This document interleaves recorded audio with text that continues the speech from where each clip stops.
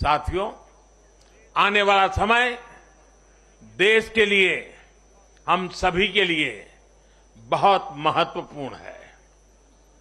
सबका साथ, सबका विकास, सबका विश्वास और सबका प्रयास, इस भावना पर आगे बढ़ते हुए हमें विकसित भारत के लिए काम करना है।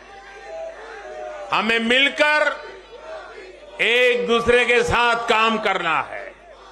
आइए, नागरिक के रूप में हम विकसित भारत के संकल्प के साथ जुड़े, विकसित भारत के इस अभियान से जुड़े।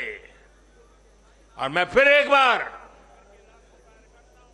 देश भर के लाखों कार्यकर्ताओं को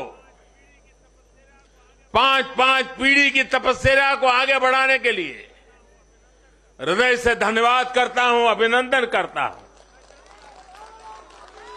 मैं जनता जनार्दन को भी प्रणाम करता हूं। उनके निरंतर आशीर्वाद हमारे लिए नित्य नूतन ऊर्जा बन जाते हैं। ये निरंतर समर्थन हमें सात्विक भाव से, सेवा भाव से, समर्पण भाव से कार्य करने की शक्ति देता है।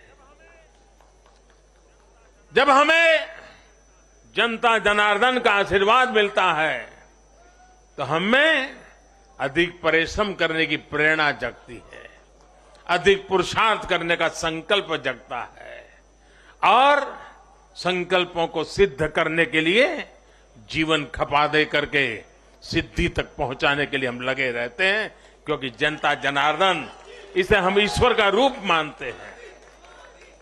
और यही सामर्थ्य, यही शक्ति एक सेवक के भाव से, सेवा भाव से, समर्पण की अप्रतिम राह को पकड़ते हुए चलते रहना, चलते रहना, चलते रहना, चरैवेति चरैवेति चरैवेति, इसी मंत्र को लेकर के हम चल रहे हैं।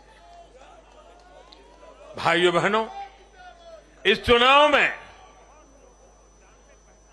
अब बहुत लोगों को जानने पहचानने का भी अवसर मिल चुका है। पिछले कुछ चुनावों का एक बड़े कैनवास पर एनालिसिस करना चाहिए कि जो अपने आप को न्यूट्रल कहते हैं, जिनका न्यूट्रल होना जरूरी होता है, वो कहां खड़े होते हैं, कब कैसे रंग बदलते हैं और कैसे कैसे खेल खेलते हैं, वो अब देश को जान लेना बहुत जरूरी है, बहुत जरूरी है।